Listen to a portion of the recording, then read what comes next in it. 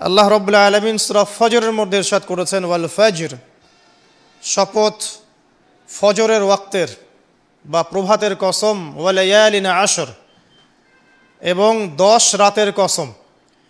এখানে 10 রাত বলতে বোঝানো হয়েছে এই জিলহজ মাসের প্রথম 10 রাত বা প্রথম 10 দিন 10 রাত। এর ব্যাপারে এমন হাদিসে এসেছে যে জিলহজ মাসের প্রথম 10 দিনের একটা দিন 1000 দিনের সমান।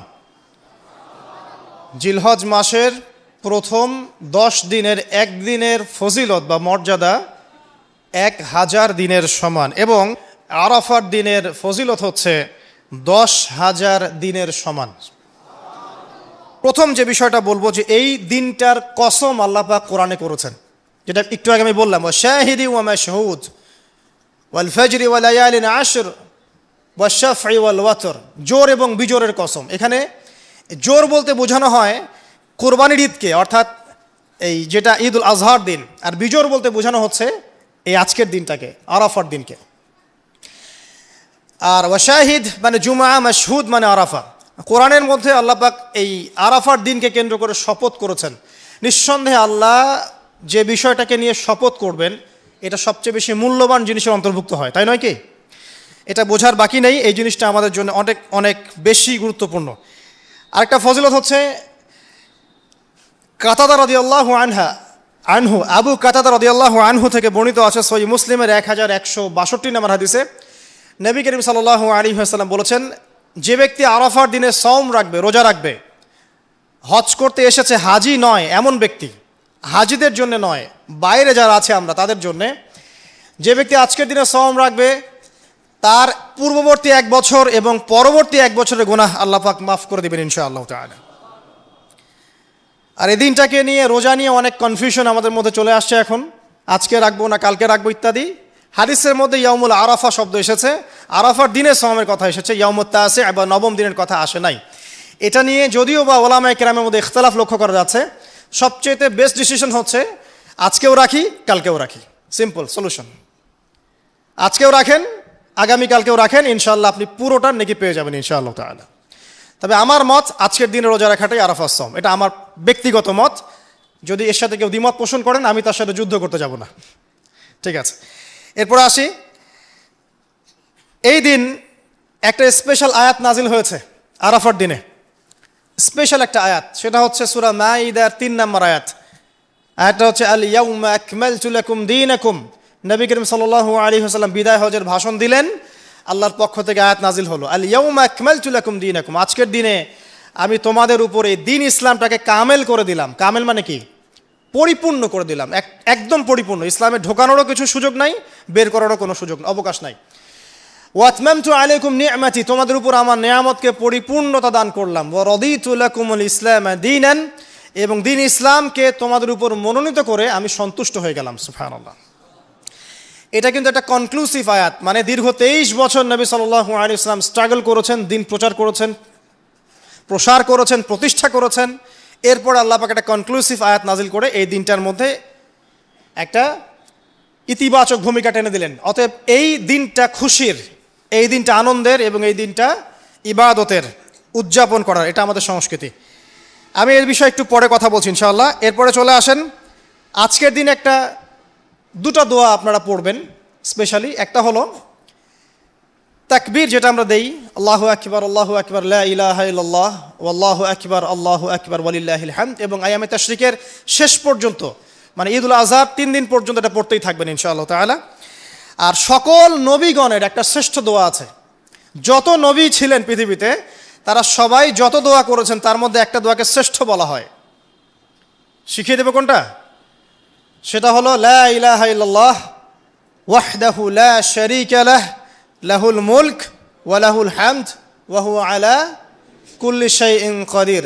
এই দোয়াটা দিনে যে ব্যক্তি 100 বার পড়বে, দিনে যে ব্যক্তি 100 বার পড়বে, ওই দিন আল্লাহর লিস্টে ওই ব্যক্তি ছাড়া বেশি আমলকারী কেউ হতে পারবে না। তবে সেই ব্যক্তি ব্যতীত যে এর চেয়ে বেশি পড়েছে, কেউ 200 300 500 পড়েছে, তখন সে বেশি র্যাঙ্কিংয়ে শীর্ষে চলে যাবে আর কি। মিনিমাম 100 বার। আরও ফজিলত হচ্ছে 100 বার যদি আপনি পড়েন, ওই দিন শয়তান আপনাকে স্পর্শ করতে পারবেন ইনশাআল্লাহ, এবং আপনার আমলনামা থেকে 100 গুনাহ মিটিয়ে ফেলা হবে, 100 নেকি লিখে দেওয়া হবে ইনশাআল্লাহ। অতএব আজকে আমরা এই দোয়াটা পড়তে পারি, লা ইলাহা ইল্লাল্লাহ ওয়াহদাহু লা শারীকা লাহ লাহুল মুলক ওয়া লাহুল হামদ ওয়া হুয়া আলা কুল্লি শাইইন কাদির। এরপরে আসেন, এই দিন একটা ফজিলত হচ্ছে, আজকের দিনটা হচ্ছে হজের দিন, হজ আকবরের দিন। আমরা অনেকেই হজটাকে তুচ্ছ মনে করি, অনেকের সামর্থ্য আছে কিন্তু হজ করতে যাই না, আছেন এমন মানুষ? দুনিয়ার চাকচিক্য নিয়ে ব্যস্ত আছে কিন্তু হজ ফরজ হয়ে গেছে সেই কবে হজ করতে যাই না, মনে করি মেয়ের বিয়ে দিয়ে শেষ বয়সে যাব, তাই না? অথচ হজ করতে হয় ইয়াং বয়সে, যদি সামর্থ্য থাকে ইয়াং বয়সে হজ করতে হবে। আমরা কিছু ফজিলত জেনে নেই এবং আল্লাহর কাছে দোয়া করি, আল্লাহ পাক আজকে আমাদের এই ক্ষুদ্র মসজিদে যত মুসল্লি উপস্থিত আছে আল্লাহ পাক সবার তাকদিরে হজে আকবার নসিব করুন, আমিন। এবং মাকবুল আর মাবরুর হজ করার তৌফিক আল্লাহ পাক আমাদের সবাইকে দান করুন, আমিন। একটা হাদিস আছে, বুখারী মুসলিম দুইটা কিতাবে এসেছে, যে ব্যক্তি মান হাজ্জা লিল্লাহ, যে ব্যক্তি শুধু আল্লাহর জন্য হজ করলো, ওয়ালাম ইয়ারফুস ওয়ালাম ইয়াফসুক, এবং হজের মধ্যে কোনো প্রকার ফাহেসা কাজ করে নাই, অশ্লীল কোনো কাজ করে নাই, কোনো ফাসাকি কাজ করে নাই, সে ব্যক্তি ওই দিনের মতো নিষ্পাপ হবে। ওয়ালাদাত উম্মুহ, কোন দিন? ইয়াউমু ওয়ালাদাত উম্মুহ, যেদিন তার মা তাকে জন্ম দিয়েছিল। এটা সবচেয়ে বড় বেনিফিট। আরেকটা হাদিসে আছে যে মাকবুল হজ, একটা মাকবুল হজের জাযা জান্নাত ছাড়া আর কিছুই না। একটা মাকবুল হজের জাযা বা প্রতিদান হচ্ছে জান্নাত ছাড়া আর কিছুই না। একটা হাদিস পড়লাম গতকালকে, সেটা হলো নবী করিম সাল্লাল্লাহু আলাইহি ওয়াসাল্লাম বলছেন এই উম্মতকে লক্ষ্য করে, তোমাদের যাদের হজ করার সামর্থ্য আছে এবং যাকে কঠিন কোনো রোগ আক্রমণ করেনি, 1, 2, যাকে কোনো অত্যাচারী শাসক বাধা দেয়নি, 2, এবং 3, যার আর্থিক সামর্থ্য আছে, গরিব মিসকিন না, আর্থিক সামর্থ্য আছে, 3টা শর্ত যার পূরণ আছে, তারপরেও যে ব্যক্তি হজ করলো না আমার উম্মতের মধ্যে, সে হয়ে মরুক বা নাসারা হয়ে মরুক, এতে আমার কিচ্ছু যায় আসে না। নাউযুবিল্লাহ, শুনতে পাচ্ছেন কথা? মানে হজের সামর্থ্য আছে, রোগ নাই, অর্থনৈতিক সামর্থ্য আছে, কোনো শাসক তাকে বাধাও দিচ্ছে না, এরপরেও সে হজ করলো না, নবীজি বলছেন এ ইহুদি হয়ে মারা যাক বা নাসারা হয়ে মারা যাক, এতে আমার কিচ্ছু যায় আসে না। নাউযুবিল্লাহ। তারপরে শোনেন, 3 শ্রেণীর মানুষ আল্লাহ রাব্বুল আলামিনের মেহমান। 3 শ্রেণীর মানুষ আল্লাহ পাকের মেহমান। 1 নাম্বার হচ্ছে গাজী। গাজী মানে কি? ইসলামের জন্য যুদ্ধ করেছে, অন্য কোনো জন্য নয়, দিন ইসলামের জন্য যুদ্ধ করেছে, বিজয় লাভ করেছেন, নাম কি? গাজী। এই ব্যক্তি আল্লাহর মেহমান। যেমন আবু বকর সিদ্দিক, ওমর, ওসমান, আলী রাদিয়াল্লাহু আনহুম, তারা ইসলামের জন্য যুদ্ধ করেছিলেন না, তারপরে তারা জীবিত ছিলেন না, তারা তখন গাজী হিসেবে বেঁচে ছিলেন। ঠিক আছে। 2 নাম্বার হচ্ছে মুতামির, মানে ওমরাকারী, যে ব্যক্তি ওমরা করতে গিয়েছে সে আল্লাহর মেহমান। আর 3 নাম্বারে যে হাজি, যে ব্যক্তি হজ করতে গিয়েছে সে আল্লাহ পাকের মেহমান। আমাদের একটা কর্তব্য আছে, এটাও একটা হাদিসে এসেছে, নবী করিম সাল্লাল্লাহু আলাইহি ওয়াসাল্লাম বলেছেন, ইদা লাকিতাল হাজ, যখন তুমি কোনো হাজির সাথে দেখা করবে, সাক্ষাৎ পাবে, ফাসাল্লিমু আলাইহি, তখন তাকে সালাম দিও, তখন তাকে সালাম দিও, এবং তার সাথে মোসাফা করবে। তার সাথে কি করবে? মোসাফা করবে। মোসাফা করতে বলেছেন নবীজি। তারপরে বলবেন যে মুরহু, তাকে আদেশ করুন, এখানে আদেশ মানে হচ্ছে অনুরোধ করুন, তাকে আদেশ করুন বা অনুরোধ করুন, আই ইস্তাগফিরুল্লাহকা, সে যেন তোমার জন্য ইস্তেগফার করে। কে? যে ব্যক্তি হজ করে এসেছে, হাজি, তাকে সালাম দিবেন, মোসাফা করবেন, দিয়ে বলবেন যে ভাই আপনি আমার জন্য একটু দোয়া করেন। কারণ ফাইন্নাহু মাগফুরুন লাহ, কারণ সে ব্যক্তি একজন ক্ষমাপ্রাপ্ত মানুষ। তবে একটা বিষয়, মানুষের সম্পদ আত্মসাৎ করে সুদের টাকা দিয়ে, ঘুষের টাকা দিয়ে, প্রতারণা, বাটপাড়ি, দুর্নীতির টাকা দিয়ে হজ করতে গিয়ে কতটুকু মাগফুর হয়ে আসা যাবে, এটা একটা প্রশ্নবিদ্ধ বিষয়। তো এই বিষয়গুলোকে ক্লিয়ার করে হজ করতে যাওয়া উচিত। আল্লাহ পাক আমাদেরকে তৌফিক ইনায়াত করুন, আমিন। এই দিনের একটা প্রতিশ্রুতি আছে। কি প্রতিশ্রুতি? আয়েশা রাদিয়াল্লাহু আনহা থেকে সহিহ মুসলিমে এসেছে, এবং জাবের রাদিয়াল্লাহু আনহু থেকে ইবনে হিব্বানের 3853 নম্বর হাদিসে এসেছেন। আল্লাহ রাব্বুল আলামিন এই দিনে হাজিদেরকে দেখে বলেন, যারা আরাফার মাঠে এসেছেন তাদেরকে দেখে বলেন যে আমার এই বান্দারা দূর দূরান্ত থেকে সফর করে এখানে এসেছে, ওদের চেহারাগুলো তাকিয়ে দেখো, ক্লান্ত, ক্লিষ্ট, চুলগুলো এলোমেলো, পরিশ্রান্ত, তারা আমার রহমতের প্রত্যাশী, অথচ তারা কেউ আমার আযাব দেখে নাই। হে ফেরেশতারা, তোমরা সাক্ষী থাকো, আমি তাদের সবাইকে মাফ করে দিলাম। এবং নবী সাল্লাল্লাহু আলাইহি ওয়াসাল্লাম বলছেন যে আজকের দিনে যত মানুষকে আল্লাহ পাক জাহান্নাম থেকে মুক্তি দিবেন, অন্য কোনো দিনে এত মানুষকে আল্লাহ পাক মুক্তি দিবেন না। আল্লাহ পাক আমাদেরকে সবাইকে জাহান্নাম থেকে মুক্তি দান করুন, আমিন। তো শেষ যে বিষয়টার দিকে টাচ করে আমি কনক্লুশন দিকে যাব, সেটা হলো উম্মতে মুহাম্মাদির জন্য আজকের দিনের মধ্যে স্পেশাল কি বলেন তো? এটা হচ্ছে আমাদের মূল পয়েন্ট। আজকের দিনে ফজিলত জানলাম, আমরা আমলগুলো জানলাম, সব ঠিক আছে, কিন্তু আমাদের জন্য আসলে স্পেশাল কি জিনিস? আমাদের জন্য আজকের দিনের স্পেশাল যে বিষয় সেটা হলো আজকের দিনে দিন ইসলাম পূর্ণতা লাভ করেছে। ইসলামের পূর্ণতা দিবস আজকে। 23 বছর দিন ইসলাম প্রচার করার পরে আজকের দিন আল্লাহ পাক বলেছেন দিন পূর্ণ করে দিলাম।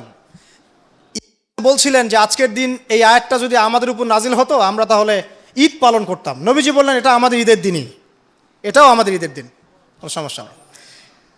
তো আমাদের সবচেয়ে ইম্পর্টেন্ট জায়গা এটা যে আজকের দিনে দিন ইসলাম পূর্ণতা লাভ করেছে। এখন ইসলাম যে পূর্ণতা লাভ করলো, এই দিবসটা কতজন জানে যে আজকের দিন ইসলাম পূর্ণ লাভের দিন?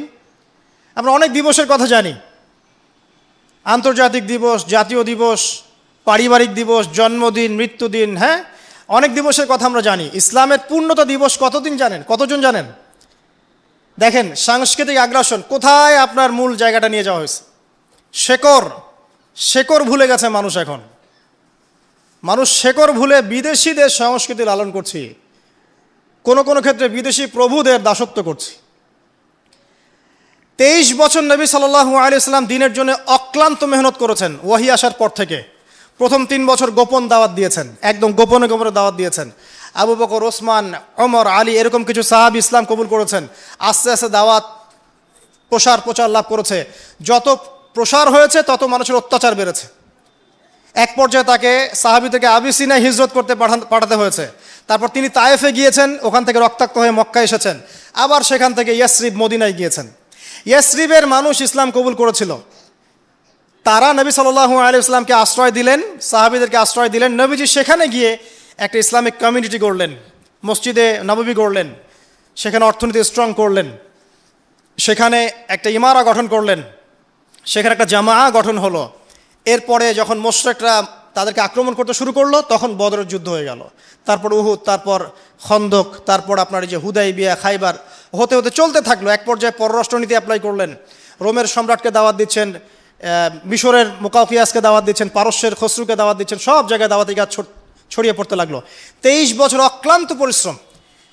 এক পর্যায়ে এই যে শেষে, একদম জীবনের শেষ পর্যায়ে এসে তিনি বিদায় হজ করলেন। একটাই হজ করেছেন তিনি, নবী সাল্লাল্লাহু আলাইহি ওয়াসাল্লাম এই একটা হজই করেছেন জীবনে।